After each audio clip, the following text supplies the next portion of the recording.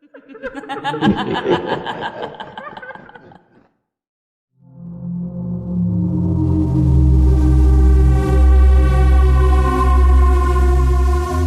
Friends, आज मैं लेके आई हूँ आपके लिए एक और नई कहानी पसंद आए तो इसे लाइक ज़रूर कर दें और ऐसी ही कहानी सुनने के लिए चैनल को सब्सक्राइब भी कर लें। आइए सुनते हैं। ये कहानी है इंदौर शहर में रहने वाले विनय की। विनय इंदौर की एक कंपनी में जॉब करता था और हाल ही में उसकी शादी संध्या से हुई थी। विनय को उसकी कंपनी ने कुछ महीनों के लिए ऑफिस के काम के लिए उसकी पोस्टिंग मुंबई में कर दी। दोनों बहुत खुश थे और खुशी खुशी नए शहर में रहने चले गए। विक्रम को कंपनी की तरफ से ही रहने के लिए एक फ्लैट भी मिला था। उसे में ये लोग रहने जाते हैं, पर इनको क्या पता था कि ये खुशी इनकी जिंदगी का सबसे डरावना सच बनने वाला है। पहले दिन ही संध्या और विनय ने मिलकर पूरा फ्लैट सजा लिया। फ्लैट 2 BHK का था तो ज़्यादा समय नहीं लगा। रात को खाना खाते समय दोनों नए शहर में कैसे अपने जीवन की नई शुरुआत को लेकर बात कर रहे थे। तभी अचानक से किचन में कुछ गिरने की आवाज आई। संध्या भागी भागी वहां गई और वहां का नजारा देख के उसके तो होश ही उड़ गए। उसने तुरंत विनय को आवाज लगाई। दोनों ने देखा वहां एक बिल्ली खून से लथपथ फर्श पर मरी हुई है। दोनों को कुछ समझ नहीं आ रहा था कि ये कहां से आई। फिर विनय ने कहा कि शायद हो सकता है बिल्ली अधमरी हालत में खिड़की से घुस गई हो। संध्या ने भी उसकी बात मान ली और खाना खाकर दोनों अपने बेडरूम में सोने चले जाते हैं। देर रात में विनय की आंख खुल जाती है। वो पानी पीने के लिए उठता है।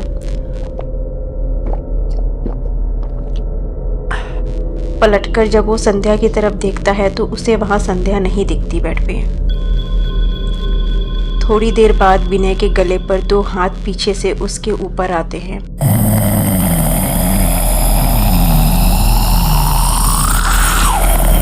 और विनय चौंक कर देखता है। पीछे संध्या खड़ी थी। संध्या ने बोला, क्यों चौंक गए? मैं बाथरूम गई थी, तुम क्यों जाग गए हो? विनय बोलता है, तुमने तो मुझे डरा ही दिया था। कुछ नहीं, मैं बस पानी पीने के लिए जगा था। और ये लोग फिर से सो जाते हैं। सुबह उठकर संध्या दोनों के लिए नाश्ता और खाना बनाती है। विनय नाश्ता करके अपना टिफिन लेकर काम पर निकल जाता है। संध्या अपने फ्लैट में अकेली सोच रही होती है, चलो जो बाकी का काम है उसे ही कर लेती हूँ। वो कपड़े धुलने के लिए वॉशिंग मशीन की तरफ जाती है। फिर मशीन में कपड़े धुलने के लिए डालकर वहां से चली जाती है। थोड़ी देर बाद वो जब वापस आती है तो देखती है कि कपड़े तो वॉशिंग मशीन में है ही नहीं। संध्या घबराकर इधर उधर ढूंढते ढूंढते अपने बेडरूम में पहुंचती है। वहां देखती है उसके सारे गीले कपड़े उसके बिस्तर पे थे। वो ये सब समझ नहीं पाती। शाम को विनय के घर आने के बाद उसे ये सारी बात बताती है, लेकिन विनय इसे वहम समझकर संध्या की बात काट देता है। लेकिन संध्या जानती थी ये उसका कोई वहम नहीं है। एक के बाद एक अजीबोगरीब चीजें उस फ्लैट में दोनों के साथ हो रही थी। संध्या के कहने पर विनय ने एक काम वाली बाई भी घर में रख ली, जो कि संध्या का घर के कामों में हाथ बटाती थी। लेकिन दूसरे दिन वो बाई भी नहीं आई। कुछ दिनों बाद पता चला कि उस बाई की सड़क दुर्घटना में मौत हो जाती है। रात में दोनों अपने बेडरूम में सो रहे थे। तभी रात में किसी की तेज तेज सांस लेने की आवाज विनय को सुनाई देती है।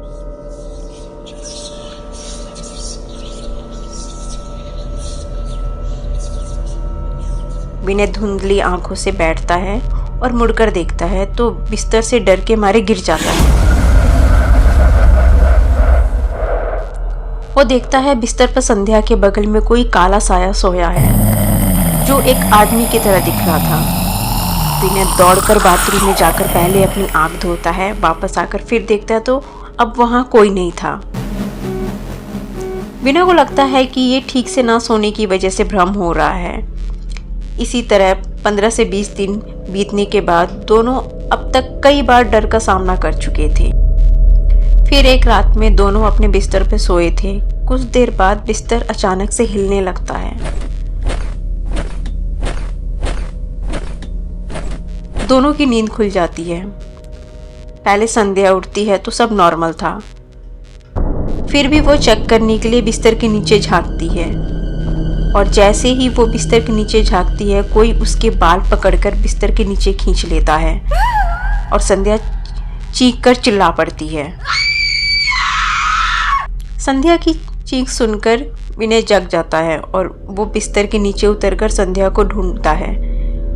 उसी बीच लाइट चली जाती है और कमरे में पूरा अंधेरा हो जाता है। वो बेड के नीचे झांकता है तो देखता है संध्या लेटी हुई उसकी तरफ देख रही है और संध्या के पीछे कोई है जो उसका सिर जमीन पर दबाया हुआ है।